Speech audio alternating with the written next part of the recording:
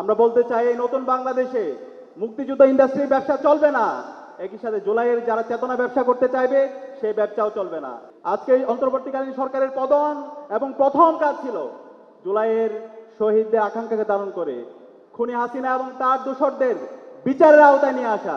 কিন্তু আজকে 1.5 বছর হয়ে গেল খুনি হাসিনা এবং তার দোসরদের বিরুদ্ধে একটি রায় পর্যন্ত এখন দিতে পারে নাই। আমরা হুঁশিয়ার করতে চাই, আপনারা যদি সাবধান না হন, আপনারা যদি সে ওল্ড ফ্যাশন পলিটিক্স করতে চান, তাহলে আপনাদের পরিণতি খুব খারাপ হবে। ফেসিবাদী রাজনীতি, সে দিল্লির বয়ান, ফেসিবাদী বয়ান, মুজিববাদী যে বয়ান আছে, সে বয়ান যারা আবার ফিরে নিয়ে আসতে চাইবে, বাংলাদেশের ফেসিবাদের যে পরিণতি হয়েছিল তার চাইতে খারাপ পরিণতি আপনাদের হবে। আপনারা যদি সে জায়গায় নোট অফ ডিসেন্ট দেন, আপনারা যদি সংস্কার প্রস্তাবনার বিরুদ্ধে ভেটো দেন, তাহলে বাংলাদেশে ফেসিবাদের যে পরিণতি হয়েছিল তার চাইতে খারাপ পরিণতি আপনাদের হবে। দীর্ঘ ফেসিবাদী আমলে বাংলাদেশের শাসন কাঠামো কেমন ছিল?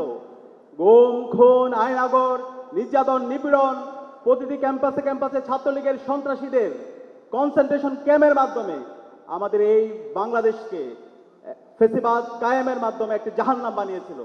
আজকে আমাদের শহীদদের আত্মত্যাগের মাধ্যমে, আমাদের গাজীদের স্যাক্রিফাইসের মাধ্যমে আজকে আমরা নতুন বাংলাদেশ পেয়েছি। সুতরাং আমাদের শহীদরা যে জন্য জীবন দিয়েছে, একটি বৈষম্যহীন ইনসাফ ভিত্তিক বাংলাদেশ বিনির্মাণ করা। এখন আমাদের মূল দায়িত্ব হবে শহীদদের আকাঙ্ক্ষার আলোকে এই নতুন বাংলাদেশ বিনির্মাণ করা। এখন নতুন বাংলাদেশের রাজনীতি হবে ওয়েলফেয়ার এন্ড পলিটিক্স সেন্ট্রিক রাজনীতি। নতুন বাংলাদেশে মাসল পলিটিক্স চলবে না, চাঁদাবাজির রাজনীতি চলবে না, টেন্ডারবাজির রাজনীতি চলবে না, নতুন বাংলাদেশে ফাও কাওয়ার রাজনীতি চলবে না। যারা ফেসিবাদী রাজনীতি, সে দিল্লির বয়ান, ফেসিবাদী বয়ান, মুজিববাদী যে বয়ান আছে, সে বয়ান যারা আবার ফিরে নিয়ে আসতে চাইবে, বাংলাদেশের ফেসিবাদের যে পরিণতি হয়েছিল তার চাইতে খারাপ পরিণতি আপনাদের হবে। আমরা সবাইকে অনুরোধ করব, বাংলাদেশের সকল রাজনৈতিক দল, ছাত্র সংগঠন জুলাইয়ের আকাঙ্ক্ষাকে ধারণ করার জন্য, শহীদরা যে জন্য জীবন দিয়েছে সে আকাঙ্ক্ষাকে যেন আমরা ধারণ করি। আমরা সবাইকে শ্রদ্ধার সাথে বলবো, যারা প্রবীণ রাজনীতিবিদ আছে, আমাদের কাছে মনে হচ্ছে আপনারা জুলাইয়ের আকাঙ্ক্ষাকে ধারণ করছেন না। আপনাদের মধ্যে আমরা দাম্ভিকতা দেখতে পাচ্ছি। আজকে যে নতুন বাংলাদেশ পেয়েছেন, সেই বাংলাদেশ আমাদের শহীদদের আত্মত্যাগের মাধ্যমে এসেছে। সুতরাং শহীদদের যে প্রত্যাশা, শহীদ পরিবারের যে প্রত্যাশা, নতুন বাংলাদেশের সবার যে প্রত্যাশা, সেই প্রত্যাশার কথাগুলো যেন আমরা ভুলে না যাই।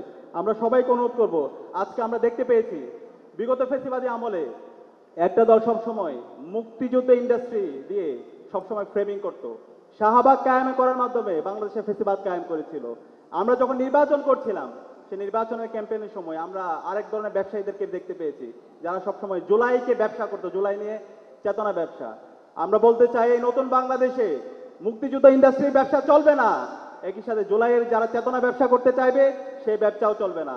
জুলাইয়ের আকাঙ্ক্ষাকে ধারণ করে যারা নতুন বাংলাদেশ বিনির্মাণ করতে চাইবে সেই ব্যবসা, সেই রাজনীতিই চলবে। আমি সবাইকে অনুরোধ করবো, জুলাইয়ের আকাঙ্ক্ষাকে ধারণ করুন। অন্তর্বর্তীকালীন সরকার আজকে শহীদদের রক্তের উপর বসেছে, যে জন্য আজকে অন্তর্বর্তীকালীন সরকারকে আমরা আজকে ক্ষমতায় বসিয়েছি, সেই স্পিড থেকে আজকে অনেক দূরে সরে গিয়েছে। আজকে অন্তর্বর্তীকালীন সরকারের পতন এবং প্রথম কাজ ছিল জুলাইয়ের শহীদদের আকাঙ্ক্ষাকে ধারণ করে খুনি হাসিনা এবং তার দোসরদের বিচারের আওতায় নিয়ে আসা। কিন্তু আজকে 1.5 বছর হয়ে গেল খুনি হাসিনা এবং তার দোসরদের বিরুদ্ধে একটি রায় পর্যন্ত এখন দিতে পারে নাই। একই সাথে অন্তর্বর্তীকালীন সরকারের দায়িত্ব ছিল আজকে আমাদের যে ফেসিবাদী কাঠামো আছে, সেই ফেসিবাদী কাঠামোকে ভেঙে চুরমার করে দেওয়া এবং নতুন রাজনৈতিক সংস্কৃতি বিনির্মাণ করা। কিন্তু আজকে অন্তর্বর্তীকালীন সরকারের পক্ষ থেকে, ঐকমত্য কমিশনের পক্ষ থেকে যেই আমাদের সংস্কার প্রস্তাবনা দিয়েছে, সেই সংস্কার প্রস্তাবনা বাংলাদেশের মেজর পলিটিক্যাল পার্টিগুলো তারা বিরোধিতা করছে। আমরা হুঁশিয়ার করতে চাই, আপনারা যদি সাবধান না হন, আপনারা যদি সে ওল্ড ফ্যাশন পলিটিক্স করতে চান, তাহলে আপনাদের পরিণতি খুব খারাপ হবে।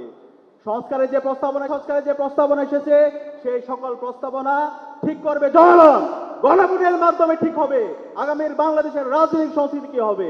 আপনারা যদি সে জায়গায় নোট অফ ডিসেন্ট দেন, আপনারা যদি সংস্কার প্রস্তাবনার বিরুদ্ধে ভেটো দেন, তাহলে বাংলাদেশে ফেসিবাদের যে পরিণতি হয়েছিল তার চাইতে খারাপ পরিণতি আপনাদের হবে। আমি সকল রাজনৈতিক দলকে এবং সকল ছাত্র সংগঠনকে অনুরোধ করব, এখনো সময় আমাদের ন্যাশনাল বিল্ডিং এর জন্য। বাংলাদেশ রাষ্ট্রের আজকে 54 বছর আমরা এত রক্ত দেওয়ার পরও ঐতিহাসিক সুযোগ পাওয়ার পরও আমাদের বাংলাদেশকে যদি আমরা বিনির্মাণ করতে না পারি, তাহলে আমাদের এই শহীদরা আমাদেরকে ক্ষমা করবে না। আমি সবাইকে অনুরোধ করব, আপনারা এখনই জাতীয় ঐক্যমত্যের ভিত্তিতে আমাদের ন্যাশন বিল্ডিং এর জন্য একসাথে কাজ করেন। যে সংস্কার প্রস্তাবনাগুলো এসেছে রাষ্ট্র সংস্কারের জন্য, ফেসিবাদের যে অবদানগুলো আছে সেগুলোকে সমুৎপাদন করার জন্য সবাই কাজ করি। একই সাথে আজকের এই সম্মেলন থেকে আমি অন্তর্বর্তীকালীন সরকার, বাংলাদেশের সকল শিক্ষা প্রতিষ্ঠানে যারা প্রধান আছেন সবাইকে আহ্বান করব, আমাদের প্রতিটি ক্যাম্পাসে ক্যাম্পাসে ছাত্র সংসদ নির্বাচন দিয়ে দিতে হবে। জুলাই শহীদদের অন্যতম আকাঙ্ক্ষা হচ্ছে বাংলাদেশের প্রতিটি ক্যাম্পাসে ক্যাম্পাসে শিক্ষার্থীদের নির্বাচিত প্রতিনিধিরাই নেতৃত্ব দিবে। সুতরাং বাংলাদেশের বাকি যে ক্যাম্পাসগুলো আছে, যে কলেজগুলো আছে, সকল ক্যাম্পাসে দ্রুত সময়ের মধ্যে ছাত্র সংসদ নির্বাচন দিয়ে দিতে হবে এবং শিক্ষার্থীদের নির্বাচিত প্রতিনিধিরাই জুলাইয়ের আকাঙ্ক্ষাকে ধারণ করে একটি বৈষম্যহীন ইনসাফ ভিত্তিক ক্যাম্পাস এবং বৈষম্যহীন ইনসাফ ভিত্তিক বাংলাদেশ নির্মাণের জন্য তারা কাজ করবে এবং তারাই আগামীর বাংলাদেশের নেতৃত্ব দিবেন ইনশাআল্লাহ। সে উদাত্ত আহ্বান জানিয়ে আমি আমার কথা এখানে শেষ করছি। আসসালামু আলাইকুম রহমতুল্লাহ।